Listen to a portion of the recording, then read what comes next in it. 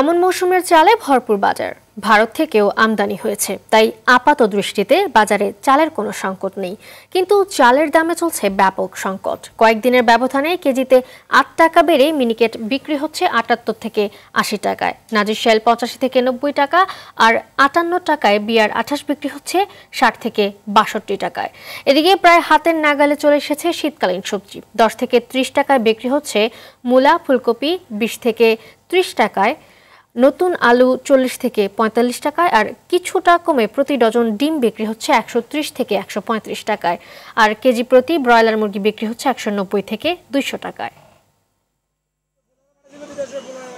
আজ থেকে ১ মাস আগে মিনিকেট ছিল ৬৮ থেকে ৭০ টাকা, এখন মিনিকেট ৭৮ থেকে ৮০ টাকা। ২৮ যেটা এটা ছিল ৫৫-৫৬, ওই ২৮ চাল ৬০ থেকে ৬২ টাকা। আসলে মিলারদের সিন্ডিকেট আর কর্পোরেট কোম্পানিদের সিন্ডিকেট ছাড়া আর অন্য কিছু। গত সপ্তাহে ছিল ১৩৫ টাকা লাল ডিম, এই সপ্তাহে আছে ১৩০ টাকা লাল ডিম।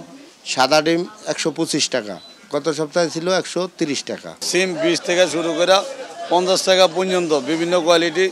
বেগুন আপনার ৩০ থেকে শুরু করে আপনার ৬০ টাকা পর্যন্ত বিভিন্ন কোয়ালিটি। এই মুহূর্তে চট্টগ্রাম থেকে সরাসরি যুক্ত হচ্ছেন সহকর্মী সাইফুল মাহমুদ। সাইফুল, বাজারে নিত্য পণ্যের দাম কেমন দেখতে পাচ্ছেন, জানাবেন আমাদের। জি মালিহা, আসলে যেমনটি বলেছেন, চট্টগ্রামের বাজারে কিন্তু নিত্য পণ্যের দাম কিন্তু সহনীয় পর্যায়ে রয়েছে। শীতকালীন সবজিতে কিন্তু বাজার ভরপুর। এই মুহূর্তে কিন্তু আসলে সেই হিসাবে কিন্তু আমদানি যেরকম রয়েছে, যোগানো সেরকম রয়েছে। এবং আমি যদি আজকে কয়েকটা পণ্যের দাম বলি, আসলে ফুলকপি বিক্রি হচ্ছে ২৫ টাকায়, নতুন আলু বিক্রি হচ্ছে ৩০ থেকে ৩৫-৪০ টাকাতে, এবং একই সাথে টমেটো বিক্রি হচ্ছে ২০ থেকে ২৫ টাকাতে, পাতাকপি বিক্রি হচ্ছে ২০ থেকে ২৫ টাকাতে, সাদা ডিম বিক্রি হচ্ছে ১২৫ টাকায়, লাল ডিম বিক্রি হচ্ছে ১৩০ টাকাতে। বোঝা যাচ্ছে যে আসলে সবকিছুর দাম কিছুটা সহনীয় পর্যায়ে রয়েছে। তবে যারা সাধারণ ক্রেতা আছে তারা কি বলছেন, আমরা একজন ক্রেতার সাথে একটু কথা বলবো। আসলে তিনি বাজার করতে এসেছেন, তার দাম কেমন আমরা একটু তার কাছে একটু জানতে চাইবো। বাজারে তো এসেছে, দাম কেমন? আসলে সবজির দাম যদিও ক্রয় ক্ষমতার মধ্যে আছে, কিন্তু মুরগির দাম, মাছের দাম এবং মাংসের দামগুলি এবং চাউলের দামগুলি আসলে সাধারণ মানুষের ক্রয় ক্ষমতার বাইরে চলে গেছে। অবশ্যই এখানে ভোক্তা অধিদপ্তর আগে যে ধরনের অভিযান পরিচালনা করতো, সেটি এখন আসলে একেবারেই দেখা যাচ্ছে না, যার ফলে বাজার মনিটরিং না থাকার কারণে এই দামটা আসলে একটা চক্র আছে যারা এই দামটা বৃদ্ধি করছে। আসলে আমরা একজন বিক্রেতার সাথে কথা বলবো, আসলে যিনি মাল বিক্রি করছেন, আমরা একটু তার কাছে জানতে চাইবো জিনিসপত্রের দামটা কেমন। জিনিসপত্রের দাম সস্তা তো এখন সস্তা রাখা যাচ্ছে, কম দিকে আছে। ফুলকপি ২৫ টাকা, আলু ৫০ টাকা, টমেটো ৫০ টাকা।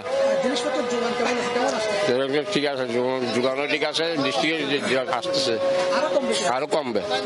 আমরা শুনছিলাম ক্রেতা বিক্রেতার বক্তব্য। একটা বিষয় জানিয়ে রাখি, সেটি হচ্ছে যে চট্টগ্রামের বাজারে কিন্তু সবসময় গরুর মাংসের দাম ঊর্ধ্বমুখী থাকে। তার ব্যতিক্রম আজকেও ঘটেনি। গরুর মাংস বিক্রি হচ্ছে ৮৫০ থেকে ৯০০ টাকাতে বিক্রি হচ্ছে, এবং খাসির মাংস বিক্রি হচ্ছে ১০০০ টাকা, ফার্মের মুরগি ১৯০ টাকা থেকে ২১০ টাকা। তবে সেটা হচ্ছে কিন্তু বাজার বেঁধে। তবে যারা সাধারণ ক্রেতা আছে তারা কিন্তু অভিযোগ করে বলেছেন, চাউলের দাম কিন্তু প্রতি কেজিতে চাউল ভেদে ৮ থেকে ১০ টাকা বৃদ্ধি পেয়েছে, এবং একই সাথে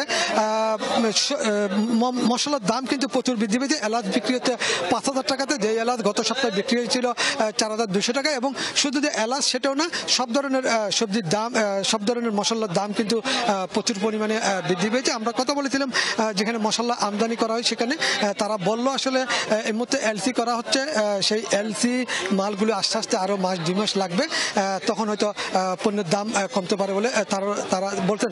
তবে এই মুহূর্তে কিন্তু পেঁয়াজের দামও কম, পেঁয়াজ বিক্রি হচ্ছে ৪০ থেকে ৪৫ টাকাতে।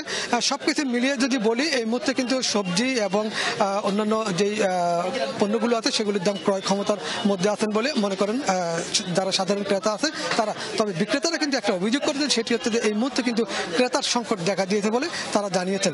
মালিয়া, এই ছিল আমার কাছে বাজার পরিস্থিতি নিয়ে সর্বশেষ তথ্য। ধন্যবাদ আপনাকে।